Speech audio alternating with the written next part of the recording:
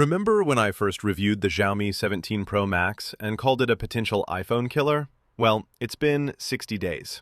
And let me tell you, living with this phone for 2 months has completely changed my perspective. The hype was real. Mostly. But does it still hold up? And more importantly, does it still have what it takes to dethrone Apple's best? Let's find out. In those first 30 days, the Xiaomi 17 Pro Max felt invincible.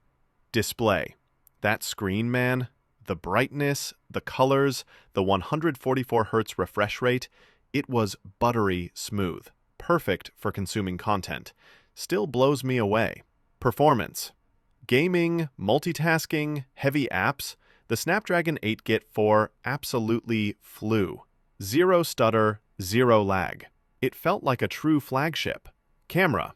The 200-megapixel main sensor was a beast. Zoom capabilities, low light shots, it truly captured some stunning photos that felt a league above. Battery. Easily got me through a full day, sometimes more, with heavy use. Charging was ridiculously fast. Everything felt polished. I was genuinely thinking, Apple has a serious problem here.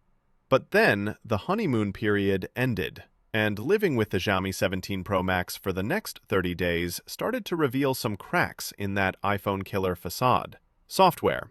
HyperOS 3.0. While mostly smooth, I started noticing some inconsistencies. Notification management was a bit wonky sometimes. Apps occasionally wouldn't refresh in the background, and some pre-installed bloatware was just annoying. It's good, but it's not Apple good in terms of sheer polish. Camera. Long term.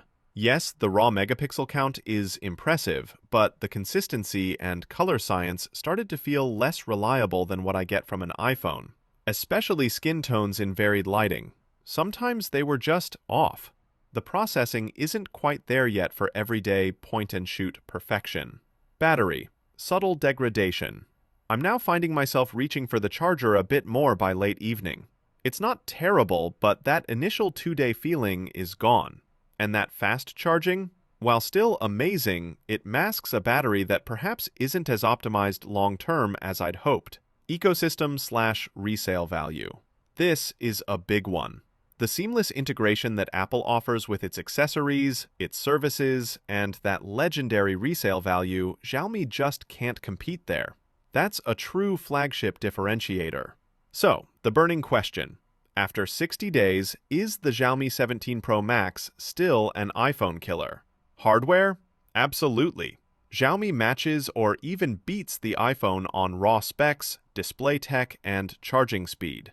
For pure hardware punch, it's a contender. Software experience? Not quite.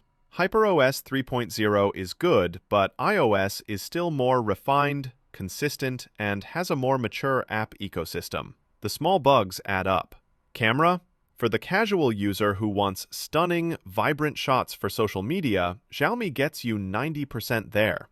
But for critical consistency, especially in tricky situations, the iPhone often has the edge. Overall ecosystem and longevity. This is where the iPhone pulls away. Updates, support, accessories, and that critical resale value, Apple's ecosystem is still king. So, the Xiaomi 17 Pro Max isn't an iPhone killer in the sense that it completely wipes the floor with it and renders it obsolete. It is a phenomenal alternative for power users who prioritize cutting-edge hardware, lightning-fast charging, and aren't tied to the Apple ecosystem. If you want a beast of a phone without paying Apple's premium, the Xiaomi 17 Pro Max delivers incredible value. But for the average user who values consistent software polish, bulletproof camera reliability, and a robust, long-term ecosystem, the iPhone still holds its crown for a reason. It's not about killing the iPhone, it's about providing a compelling, powerful alternative. And on that front, 60 days in, the Xiaomi 17 Pro Max still crushes it. But you tell me, have you used this phone? What's your 60-day experience been like? Let me know in the comments below. If you found this 60-day review helpful, please hit that like button. And if you want to see if the Samsung Z Fold 8 can finally beat the iPhone 17, make sure you're subscribed so you don't miss my next video. Thanks for watching, and I'll catch you in the next one.